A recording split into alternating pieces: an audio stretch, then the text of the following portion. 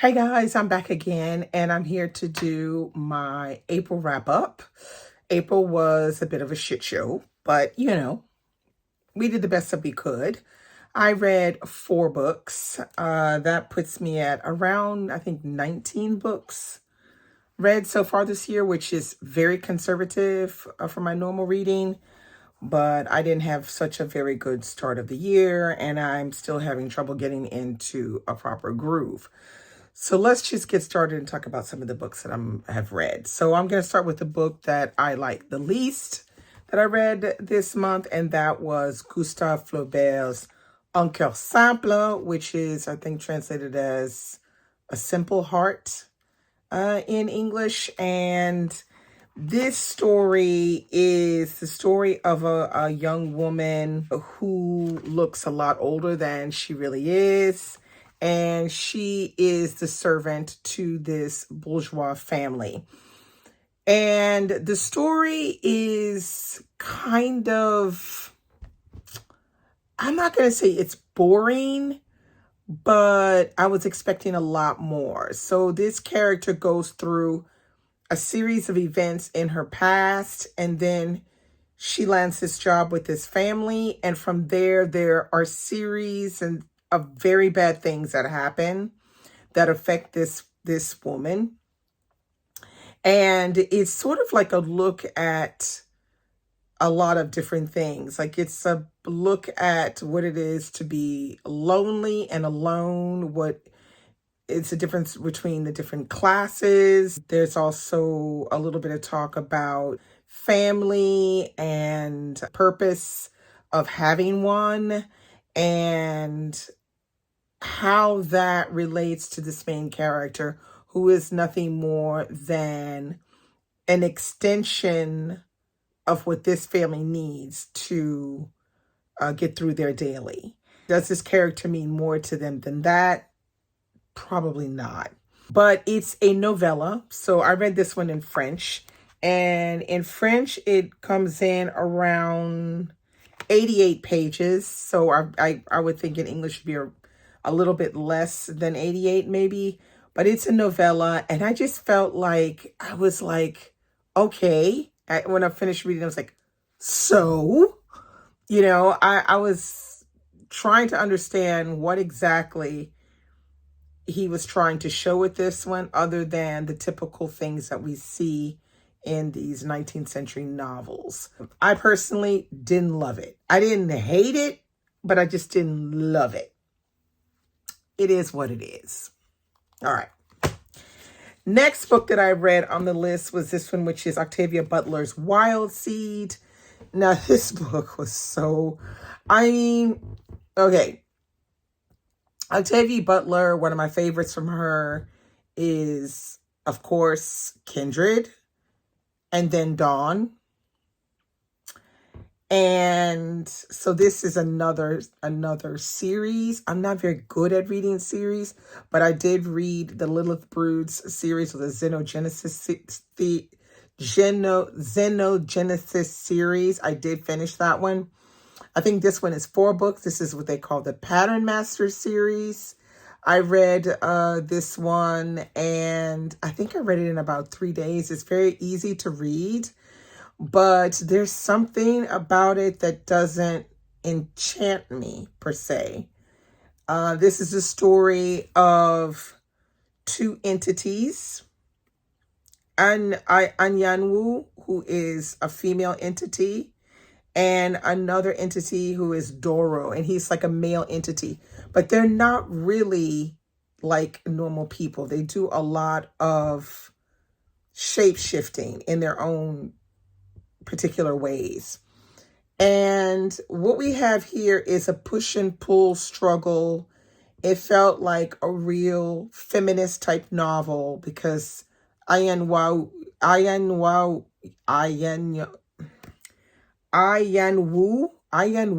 is very much the antithesis of the female and everything that women go through. And Doro is an entity, is representative of what is male, and he is domineering and trying to literally spread his seed everywhere he can.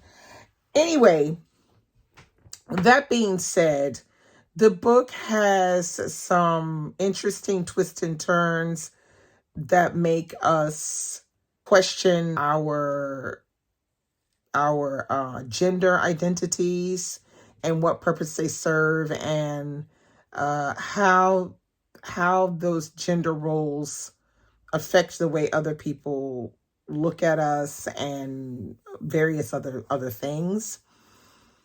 But as a whole, I was a little disappointed that at the end of this novel, there was some unanswered questions, which I didn't understand why those unanswered questions needed to drag on to a book 2. Now, I mean, there are other things going on in the book, so I understand why it's going on to a book 2, 3, and 4 for those reasons. But there's one in particular that I thought she could have let us have that one question answered at the end of book 1. And that didn't happen. Will I read book 2? I'm not so sure. I may, if I really feel inclined. At the moment, I really don't, because I didn't love this book that much. I would say I give it between a 3.5 and 4. Would I reread it? Probably not.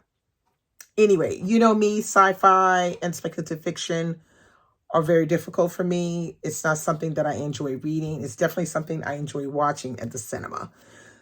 So yeah, we'll see. Okay, the next book that I read on the list was this one right here, which is The Lover, L'Amant, by Marguerite Duras. Okay, so I read Marguerite Duras' L'Amant many years ago in college, and I read it for a second time so that I could discuss it with Christy on the podcast. So this also is another short book. It's a novella. It's coming at 117 in English. And I really love this book because I just feel like it's written in such a different but creative way. It is almost what you would call, I guess, it's slightly autobiographical. And we have this young girl. She is growing up in Indochina with her mother and her 2 brothers. And they suddenly become poor because of the death of their father. Their father was in the military and he died. And he was the reason that they went to live in Indochina in the first place. And then he dies and then they're on their own. So the mother has to try to make money the best way she can, which she usually does it through teaching. Now, that sets up the idea of what this family is really like. In comes a Chinese man that the young girl meets. And they meet on a ferry boat. And from there, they have an ongoing sexual relationship. Now, I'm going to first tell you, I know you're probably going to say, what the pedophilia is going on here, because it's a grown-ass man with a young girl of like 15, 16 years old. You have to read the story. This is not a, this is not a Lolita situation in the same way as the book Lolita. The tables are turned because it is really the young girl who is in pursuit of this Chinese man, mostly for what she can get from him, how he can help her live better than she's living already. It's a very interesting way of looking at a love relationship between a young woman and an older man. But it's done extremely well, and the fact that it's slightly autobiographical is something else that makes us think about a lot of things. Now, the time period also plays a hand. This is during like the 1930s or something. So the thing also that's very interesting about this book is the way it's written. It's written in very simple language. There are no chapters. There are no chapter breaks at all. They're just simply like a passage. So I'll show you what it looks like on the page. So you'll see you have like a passage break. Then you have passage break, passage break. And what that does is it gives us a sense of being inside of the young girl's head. It's like her thought pattern around what's happening, why she's thinking or feeling the way she's feeling, or she's telling us some things that are in detail about her family. It's extremely well written, and it's done in this very personal manner. Now, there's another thing that Duroy does in the book is she has this mix of first and third person, but it's not like what you think. So usually what you'll have is just simply some passages written in first person and some written in third person. She has that in here, but she also has something where she'll start a passage with first person and then it'll continue on in third, or vice versa. And that gives a real tonality of a stream of consciousness writing that we don't usually see in books. And I find it very effective, this first person written in this way. I highly recommend you read this book. It's just so good. And as a second reading and getting a chance to discuss it with Christy, it just made it even better. Highly recommend this one, The Lover, 5 stars. Okay, and last but not least, we read this one, Wild, Beautiful, and Free by Sophronia Scott. This was the Read So Lit book club that I run on Patreon. This was our April pick, and it was really, really good. And the author came and discussed with us. So we got a chance to talk to Sophronia about this book. And I tell you, I really, really enjoyed this book. So as we talk about slave narratives on a regular basis and how people are not wanting to read them because they're so traumatic, as a matter of fact, this one is not traumatic, as that was one of the first things everybody said. It's like, we were waiting for the beat down. It wasn't coming to beat down. You know, it's like we were thinking, oh my gosh, how did she turn this around?